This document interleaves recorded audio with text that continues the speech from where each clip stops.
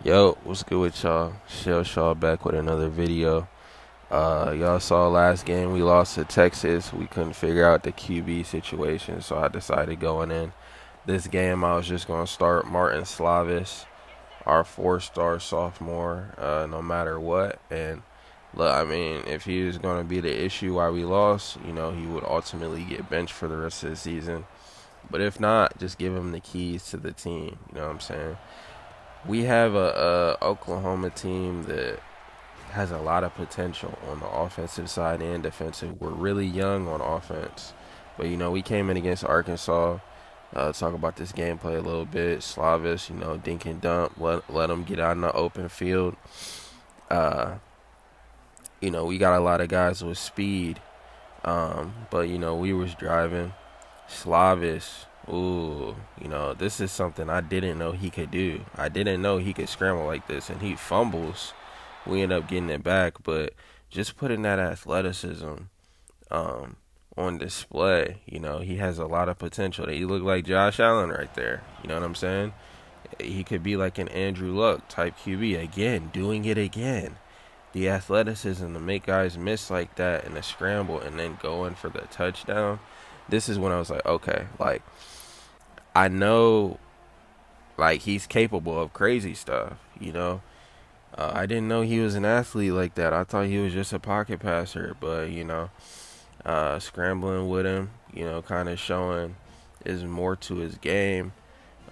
He's showing a lot of potential. So we end up scoring right there. We're going to come back. Our defense gets a stop, 4th and 2. Then we're going to go to the option. That play is so OP in this year's game, but I haven't even used it. That was like one of the first times I used it. And he almost gets into the end zone. Tatum should have housed that. I don't know how he got caught. That's one thing about him. He doesn't have one long touchdown run this whole season. But that was a good play. Then we're going to get in the end zone with BB, our second string. I really wish we could use him more, but he has Tatum in front of him, who is like a first-round prospect. Always going to give the ball to him. 15-yard gains for him is nothing, but he just can't seem to break one yet. And then Slavis is going to throw an INT right here. That's really the thing with him is the INTs. And then when you're playing on Heisman, the CPU doesn't drop those. So if you make a bad read, you're done for. Trying to get Slater out in the open field. He's our track star, 98 speed. He had a great true freshman year, but we really haven't been able to get him too involved this year. Getting it to Gunn. That's our number one wide receiver. He plays in the slot a lot. Kind of like a Jordy Nelson type player. Maybe like a Ryan Swope at Texas A&M, getting Tatum out in open field again. Another great game. Tatum is Mr. Reliable, but like I said, he can't seem to break any of them. Going to go back to the screen pass again. That's our favorite play, especially with Tatum out the backfield. He gets another first down. We're moving and grooving. We're driving. Slavis step up. He's going to take off, showing the athleticism. Doesn't fumble. 1st and goal. This is what we need from him. We need him to be able to do more than just throw the ball. It's 2024. If your quarterback can't run, I mean, what are you doing? Slavis going to get out again. Throws it to the wide receiver, and he drops it. He didn't even really put an effort in. Slavis showing the athleticism again to even get that ball off. Excuse me as I just got tongue-tied right there, but we're going to end up settling for a field goal. And he misses. Like, what are we doing? It's 14-3. Defense comes up with another stop. Slavic dropping back. He's going to go deep to Slater. Touchdown. I'm pretty sure that was a 75-yard touchdown. But that's the thing about Matt Slater is one mistake, you're done. He has like that Tyreek Hill, Percy Harvin. Really, who he plays like is Marquise Brown. Marquise Brown was really a deep threat. You could throw him like a slant or a cross, and he could make something out of it again. Slavis scrambling again. At this point, I'm feeling good. I'm like, okay, like Slavis has found a rhythm. A dink and dunk to our tight end right there. Just a little game right there, 4th and 6. I don't know if you should be taking the check down right there, but Slavis kind of has to play like that because he's INT prone. Um, but then again, Gunn, showing the speed, 95 speed. So if he gets in the open, he will house it. But Gunn is a dog for us. He's definitely our best wide receiver. It's just Slater has that 98 speed, so he has that game breaking speed. That's the only difference. Um, but it's 28-10. We ended up scoring, and then they got the ball back and scored themselves. You see our favorite play, Tatum getting in the open field again. He's leaving. He's going to the draft after this season. He's a redshirt sophomore, and then Slavis with another turnover, man. It's just, I don't know. It's like he can run, but you have to slide with him, which is different because other quarterbacks in college football 25 really don't fumble like that. But, we ended up coming with a dub. We scored in every quarter. Slavis, he went for 306, 2 TDs, 1 INT, 75-yard touchdown pass. He got sacked twice. Not a bad game for him. It was encouraging to see. Then, Tatum, 11 carries, 105, basically 10 yards per carry. That's a first down every time he touches the ball. I don't know. I feel like maybe our team should be set up to just go through him, but I don't really want to do that because I'm not trying to run the ball.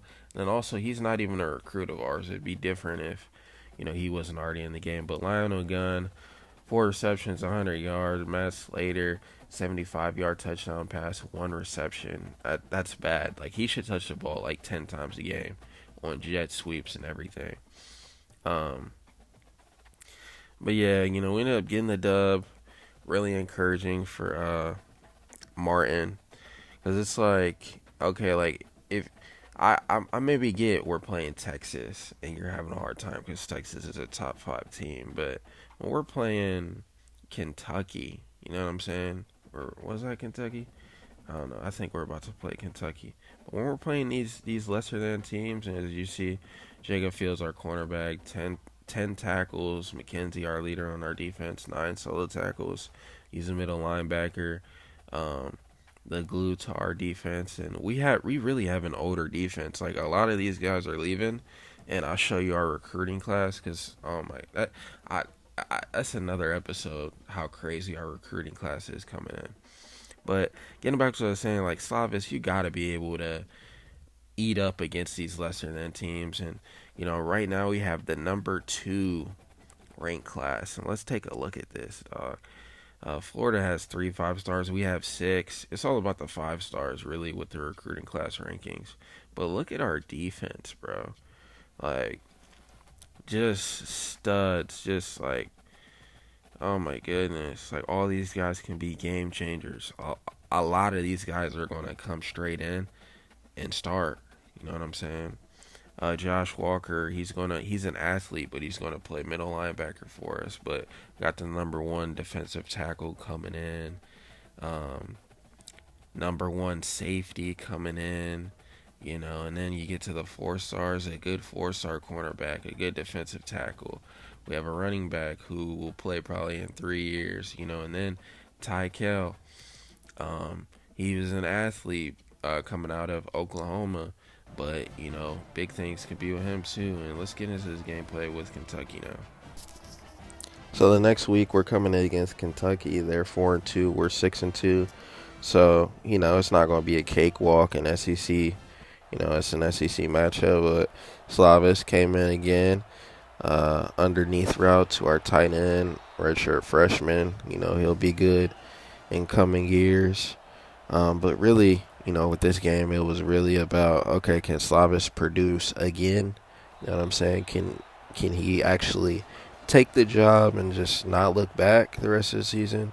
I mean, we're already halfway through the season, further than halfway through the season, and we still have questions about that. But, we ended up putting last possession, came back, Slavis, nice pass right there. Pretty sure we were going to hand it off right here. Yep, get Tatum going. Ooh. Oh, my goodness. That's a good run right there. But yeah, Tatum, he's a game breaker. We should really just run the offense through him, which is what I think we'll do going forward. Slavis out rolling right, hit somebody for a nice pass downfield to Slater. Um, and this is what I said, I mean, if Slavis is going to be our guy, he's got to be able to bring more than just sitting in the pocket and throwing underneath routes. You know what I'm saying? Uh, but we give it to Tatum again, another 10 plus yard run. He's a walking first down. Slavis is going to try to roll out and do what he did last week, but Kentucky has the athletes to still stick with him. Kentucky definitely has better athletes than last week.